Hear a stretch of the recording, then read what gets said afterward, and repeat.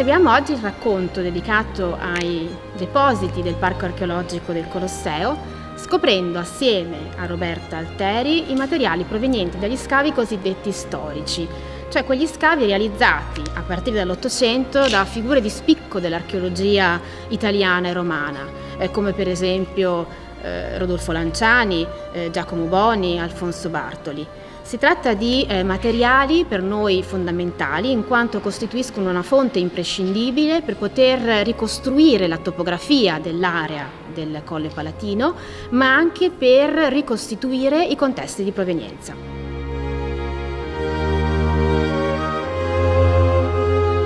I numerosi materiali che si conservano all'interno dei depositi del Palatino provengono per lo più dagli scavi storici, avviati sul colle a partire dalla metà dell'Ottocento, e dalle ricerche che vennero condotte sotto la supervisione scientifica del professor Adriano La Regina, sovrintendente di Roma dal 1976 al 2004. Numerosi reperti provengono invece dagli scavi che sono stati condotti dalle diverse università italiane e straniere e da vari istituti di cultura. Siamo qui all'interno della Domus Tiberiana per mostrarvi un magazzino in cui sono accatastati una serie di marmi apparentemente destinati all'oblio.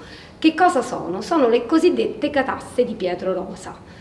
A partire dal 1861 Pietro Rosa, allievo di Luigi Canina e studioso di topografia antica, venne incaricato dall'imperatore francese Napoleone III di avviare degli scavi sistematici sul colle. Pietro Rosa arriva dopo più di un secolo di scavi farnesiani e di profondo depauperamento del patrimonio storico-artistico e archeologico del Palatino.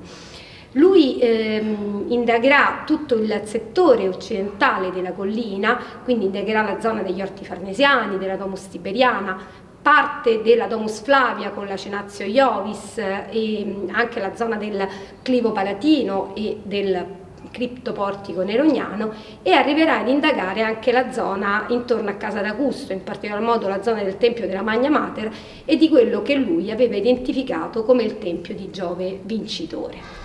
Nel corso di questi scavi Pietro Rosa riporterà alla luce numerosi reperti di grande valore, soprattutto reperti statuari, che ci restituiscono in parte l'arredo e la decorazione architettonica dei palazzi imperiali, e con i quali Pietro Rosa allestirà il primo antiquario del Palatino.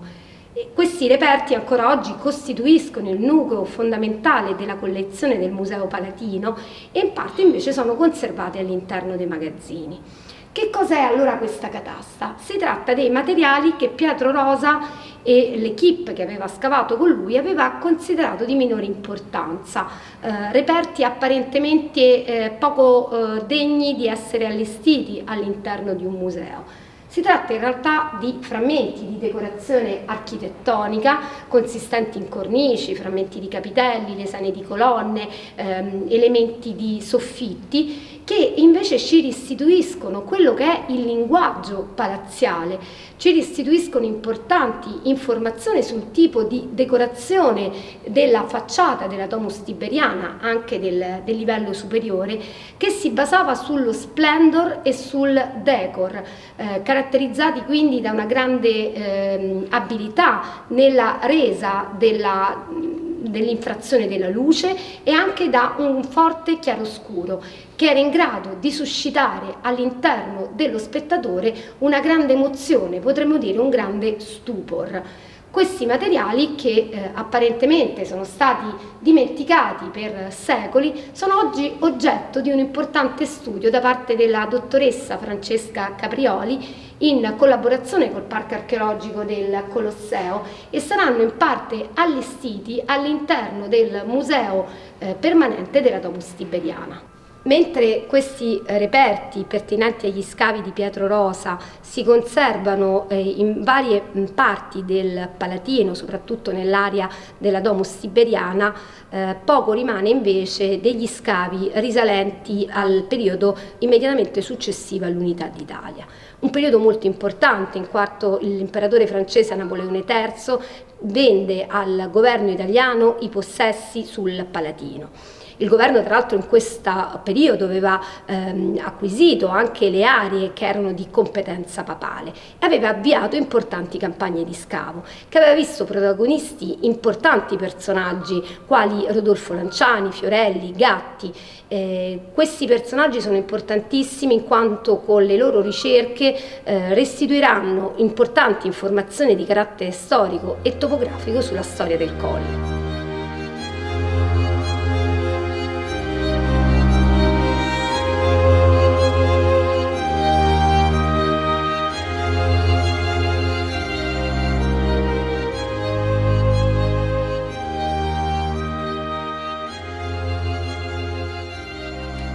Ora ci troviamo in uno dei magazzini del Palatino, ricavato in uno degli ambienti vicino allo stadio.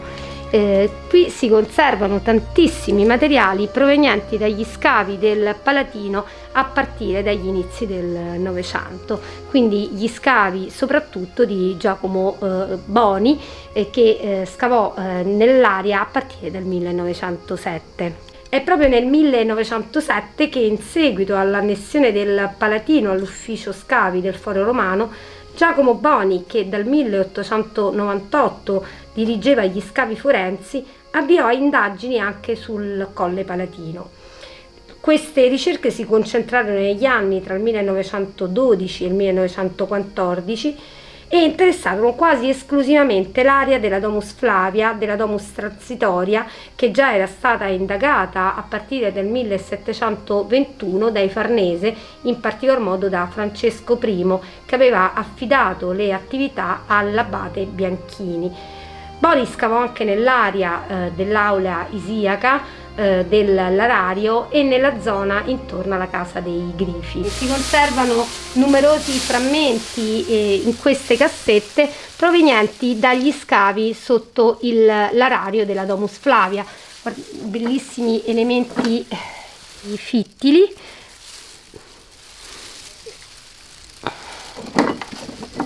Sia con scene figurate sia con figure di divinità o addirittura alcuni eccezionali frammenti con una protome felina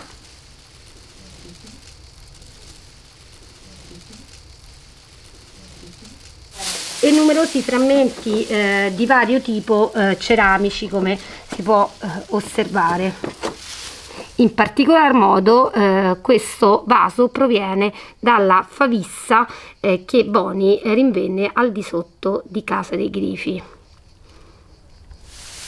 Qui si conservano invece i materiali che Giacomo Boni rinvenne nella zona della Domus Transitoria, che già era stata in parte spogliata dei suoi rivestimenti. Si conservano frammenti di decorazione in stucco o anche frammenti di decorazione pittorica, come possiamo osservare da questi frammenti. Si conservano numerosi cristalli di rocca che davano lucentezza allo scorrere dell'acqua e ai giochi d'acqua che arricchivano il ninfeo. Altri importanti rinvenimenti si devono invece a Bartoli, il quale fu il successore di Giacomo Boni nella direzione dell'ufficio scavi del Foro Romano e del Palatino. A Bartoli che scavò nella zona della Domus Flavia, della Domus Augustana, nell'area dello scavo e anche alle pendici meridionali del Palatino nell'ambito del Pedagogium, si deve la ricostituzione e il riallestimento del Museo Palatino. Ora, importanti ritrovamenti risalgono alla fase tra il 1940 e il 1960. Gli scavi di questo periodo restituirono importanti testimonianze delle origini della città e anche dei palazzi imperiali. In particolar modo forniscono importanti informazioni su quello che era il complesso della casa di Augusto.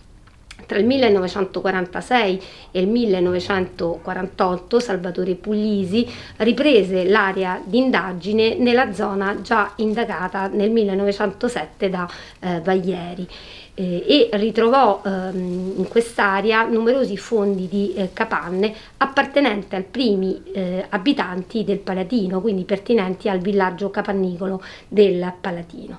Numerosi dei materiali di Puglisi si conservano appunto in tutte queste cassette che qui potete osservare, ma si conservano anche all'interno del Museo Palatino. Importanti scavi vennero avviati negli stessi anni da Pietro Romanelli. In particolar modo è bene ricordare quelli che interessarono il riempimento del podio del Tempio della Magna Mater, in cui rinvenne una stipe votiva con numerose statuette fittili raffiguranti figure femminili, a volte anche alate, eroti, figure maschili barbate e questi materiali si associano a contesti di secondo secolo a.C.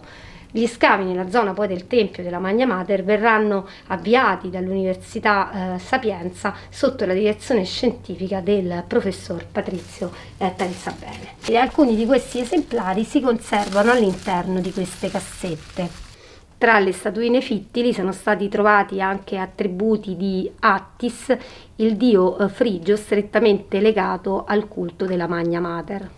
Importanti indagini vennero avviate sul Palatino a partire dal 1956 da Gianfilippo Carrettoni, a cui si devono gli scavi nella zona di casa di Augusto e del Tempio di Apollo. Già in precedenza gli studiosi, tra cui anche Lanciani e Julsen, avevano tentato di identificare i resti della dimora augustea con alcuni degli edifici che si trovavano nella zona della Domus Flavia e la Vigna Barberini.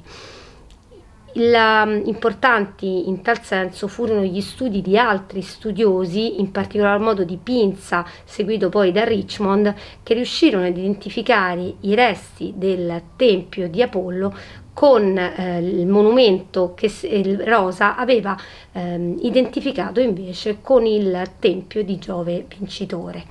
Questo portò poi all'individuazione anche degli ambienti intorno all'edificio sacro con gli ambienti appunto di casa di Augusto. Dallo scavo che Carrettoni fece nei vari ambienti della casa di Ottaviano e poi di Augusto si conserva tantissimo materiale che occupa ben 3 magazzini del parco. Si conservano frammenti di materiale ceramico, si conservano frammenti di lastre campana che in parte sono stati esposti all'interno del Museo Palatino e in parte ancora si conservano, come possiamo osservare, all'interno dei depositi. Dagli scavi di Gianfilippo Carrettoni a casa di Augusto provengono anche numerosissimi frammenti di decorazione pittorica in stucco. Alcuni di questi frammenti sono stati ricomposti dalla restauratrice Gianna Musatti e di cui costituiscono ancora oggi importanti testimonianze della Domus di Ottaviano. Con un esempio emblematico in tal senso è costituita sicuramente dallo studiolo o dalla decorazione della rampa, mentre altri frammenti diversi per tipologia, per stile e quindi per inquadramento cronologico e che provengono soprattutto dalla zona del peristilio orientale e dalla cosiddetta galleria delle volte clorate, si trovano all'interno di questo deposito. Si tratta di una pittura frammentaria con soggetti diversi, come ad esempio questo che riproduce figure egittizzanti che è attualmente in corso di studio. Si sta cioè cercando di passare dal singolo frammento alla ricostruzione della parete o anche alla ricostruzione della decorazione del soffitto.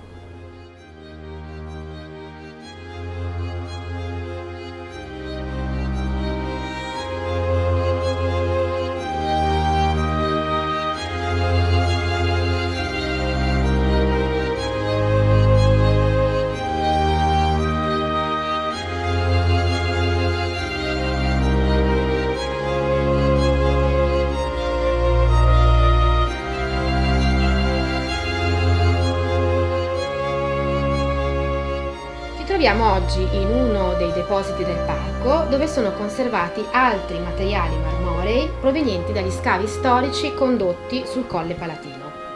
A parlarci di questi materiali è con noi Francesca Boldrighini, funzionario archeologo del Parco Archeologico del Colosseo, con il ruolo anche di responsabile della Curia Iulia. Prego Francesca. Oggi vorrei parlarvi di 2 rilievi figurati che sono stati trovati in frammenti qui sul Palatino nel corso degli scavi storici, che sono interessanti anche perché i rilievi figurati non sono moltissimi tra i reperti che abbiamo qui nei magazzini. Abbiamo soprattutto frammenti di elementi architettonici, alcuni ritratti e frammenti di statuaria decorativa, ma non moltissimi rilievi.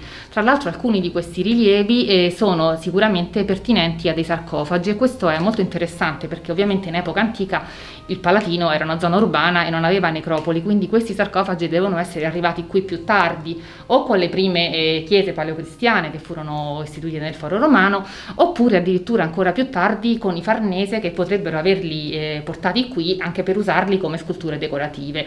Quindi questo è già di per sé molto interessante e ci fa capire quanto è complessa e quanto è interessante la storia dei contesti da cui provengono i reperti del Palatino. Il primo rilievo che vogliamo farvi vedere è questo, che è stato ritrovato in frammenti durante gli scavi storici già da Giacomo Boni nel peristilio della Domus Flavia. E tra l'altro più che di rilievo dovremmo parlare di un'incisione, perché vedete il rilievo è bassissimo e sul marmo greco praticamente le figure sono incise, e questo dipende in parte ovviamente anche dal soggetto, perché vedete è un soggetto egittizzante e in qualche modo riprende anche la tecnica scultorea degli antichi egizi che avevano un rilievo bassissimo e a volte utilizzavano l'incisione. E qui sono infatti riprodotte 2 divinità egizie rappresentate di profilo, però già da come sono riprodotte capiamo che lo scultore che la realizzò era in realtà sicuramente non egizio e non comprendeva benissimo la scultura egizia, tanto le divinità le rappresentate nude, mentre in realtà quelle egizie sono sempre vestite, anche se con vestiti sottili. E anche la parte di sopra, dove erano incisi probabilmente dei geroglifici, mostra degli errori e ci fa capire che appunto lo scultore non capiva il geroglifico egizio, quindi si tratta sicuramente di uno scultore o romano o ellenistico. E anche l'iconografia ripresa sembra essere di età ellenistica. E questa non è l'unica lastra egizia che abbiamo, però ne è stata rinvenuta dal Bartoli anche un'altra che ora vi farò vedere. E questo è rinvenuto dal Bartoli, quindi un po' più tardi riutilizzato nell'area dell'Orto di San Bonaventura, quindi in un'altra zona. E in questo caso si vedono i copricati di 3 divinità egizie che sono Iside, Osiride e Ptah, che viene anche indicato con il suo nome dal geroglifico, che però anche in questo caso è stato copiato male dal copista, che quindi probabilmente non lo capiva. E questa lastra è sicuramente stata trovata in una riutilizzazione, quindi non nella sua originaria posizione, e comunque questi rilievi egitizzanti sono molto interessanti perché ci fanno capire che appunto c'erano degli ambienti, se non dei sacelli ma comunque degli ambienti dedicati caratterizzati da queste decorazioni all'interno del Palatino e in particolare del Palazzo Flavio. È interessante perché sappiamo che Domiziano aveva comunque uno stretto legame con le divinità orientali, aveva ricostruito l'Iseo Campense in Campo Marzio, aveva costruito anche un arco di Iside. Il secondo rilievo che volevo farvi vedere è stato rinvenuto in frammenti, e anche questo è un rilievo in marmo greco, e dagli numerosi frammenti riusciamo a capire che si trattava di una rappresentazione di grifi affrontati ai lati di Timateria. I grifi erano animali alati, quindi che avevano ali, però avevano testa di leone. E in particolare è interessante che sono rappresentati con la coda che finisce in terminazioni vegetali e fiori. Questa tipologia di fregi è piuttosto diffusa in età imperiale e ne abbiamo un esempio simile, anche se un po' precedente, nel tempio di Antonino e Faustina. E i grifi erano infatti un elemento che era connesso con il dio Apollo ed era collegato sia all'apoteosi, come è nel Tempio di Faustina, che appunto era dedicato a Faustina appena morta e divinizzata, sia in generale a partire da Augusto alla legittimazione del potere, quindi si trova nei palazzi imperiali. Ed è interessante notare il fatto che nell'Aula Regia, quindi una delle sale più importanti della Domus Flavia, si trovi un rilievo con questo stesso soggetto, che ora si trova a Napoli in frammenti, che è probabilmente legato al rifacimento di età severiana, ed è la stessa cosa che avviene per questo, perché lo stile ci permette di datare il pezzo all'età severiana. Questi pezzi sono stati trovati nello Stadio Palatino, ma è possibile che siano caduti dal piano superiore della Domus Flavia, quindi sarebbe molto interessante, perché se così fosse ci troveremmo ad avere un secondo ambiente della Domus Flavia decorato con questa decorazione a grifi affrontati. L'ultima cosa che vogliamo farvi vedere non è un rilievo, però è collegato in qualche modo al precedente, perché di nuovo raffigura un'ala, e forse lo riconoscerete perché in realtà si tratta di una delle 3 ali che sono state trovate negli scavi più recenti nel 2008 nel criptoportico centrale della Domus Tiberiana, in una fossa di spoliazione. E le 2 ali meglio conservate sono esposte al Museo Palatino, ma c'era una terza ala, una seconda ala a destra, che quindi ci mostra che in realtà il gruppo scultoreo a cui erano pertinenti queste sculture erano almeno due figure umane. E questa ovviamente è più frammentaria, quindi non è stata esposta, però ha la stessa accuratezza scultorea di quelle esposte. Potete vedere qui benissimo la precisione di particolari nella realizzazione delle piume e la nitidezza dell'esecuzione, che ha permesso di datarla in età augustea o tiberiana. Infatti non abbiamo purtroppo elementi di scavo perché la fossa di spoliazione è tarda, quindi non è stato ritrovato in contesto.